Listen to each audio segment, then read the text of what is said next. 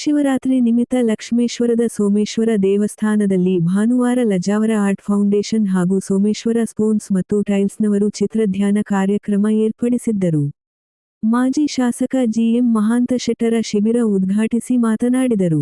CG Hiremath, Gururaja Patil Kulkarni, Somanna Pujara, Digambara Pujara, ಆನಂದ ಮೆಕ್ಕಿ, ಕುಬೇರಪ್ಪ ಮಹಾಂತಶೆಟ್ಟರ, ವಿಜಯಕುಮಾರ ಹತ್ತೇಕಾಳ, ಶಿವಯೋಗಿ ಅಂಕಲಕೋಟಿ, ಸಿದ್ದನಗೌಡ ಬಳ್ಕೊಳ್ಳಿ, ಅಶ್ವಿನಿ ಅಂಕಲಕೋಟಿ, ಗಂಗಾಧರ ಮೆಣಸಿನಕಾಯಿ, ರಾಹುಲ ಅಂಕಲಕೋಟಿ, ಅರ್ಜುನ ವಠಾರದ, ಪ್ರವೀಣ ಗಾಯಕರ ಮತ್ತಿತರರು ಇದ್ದರು. ವರದಿ ನಾಗರಾಜ ಹಣಗಿ, ಪ್ರಜಾಧ್ವನಿ, ಲಕ್ಷ್ಮೇಶ್ವರ. ಜೀರ್ಣೋದ್ಧಾರ ಮಾಡಿ ಸೋಮೇಶ್ವರ ದೇವಸ್ಥಾನ ಇಡೀ ನಮ್ಮ ಕರ್ನಾಟಕ ಅಲ್ಲ, ಇಡೀ ದೇಶದಾಗನ ಇಂಥ ಬಸವಣ್ಣನ ಮ್ಯಾಗ ಕುತ್ಕೊಂಡಂಥ ಪಾರ್ವತಿ ಪರಮೇಶ್ವರ ದೇವಸ್ಥಾನ ಎಲ್ಲೂ ಇಲ್ಲ. ಇಂಥ ದೇವಸ್ಥಾನ ಇದಕ್ಕೆ ರಾಜ್ಯಪಾಲರು ಬರ್ತೇನೆ ಅಂತ ಹೇಳ್ಯಾರ. ಅದ್ರ ಗುಡಿ ನೋಡಕ್ಕೆ ಮೊನ್ನೆ ಒಳಗಡೆ ಚಂದ್ರರಾವ್ ಮಾಡಿರೋ ಭೇಟಿ ಆದಾಗ ನಿಮ್ಮೂರು ದೇವಸ್ಥಾನ ನೋಡಕ್ಕೆ ನಾವು ಬರ್ತೇನೆ ಅಂತ ರಾಜ್ಯಪಾಲರು ಹೇಳ್ಯಾರ. ಒಂದು ದಿನ ಇಟ್ಕೊಳ್ತೀವಿ ಅದನ್ನು ಕಾರ್ಯಕ್ರಮ. ಯಾಕಂದ್ರೆ ಲಕ್ಷ್ಮೇಶ್ವರ ಕೀರ್ತಿ ಹೆಚ್ಚು ಬೆಳಗಕ್ಕೆ ಕಲಾವಿದರಿಂದ ಬೆಳಗಲಿ ಅಂತ ಹಾರೈಸಿದ ಮಾತು ಮುಗಿಸ್ತೀನಿ. ಜೈ ಹಿಂದ್.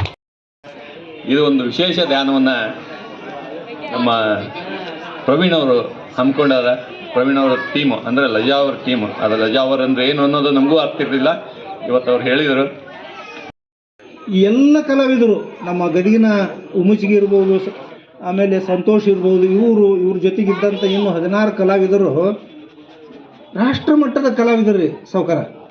ಇವರೆಲ್ಲ ಸಾಮಾನ್ಯ ಕಲಾವಿದರಲ್ಲ, ರಾಷ್ಟ್ರ ಮಟ್ಟದೊಳಗೆ ಬಹುಮಾನವನ್ನು ಪಡೆದಂಥ ಕಲಾವಿದರು ನಮ್ಮ ಲಕ್ಷ್ಮೇಶ್ವರಕ್ಕೆ ಬಂದು ಇವತ್ತು ಚಿತ್ರ ಬಿಡಿಸ್ತಾರ ಅಂತಂದ್ರೆ ನಿಜವಾಗಲೂ ನಮ್ಮ ಲಕ್ಷ್ಮೇಶ್ವರ ಧನ್ಯ.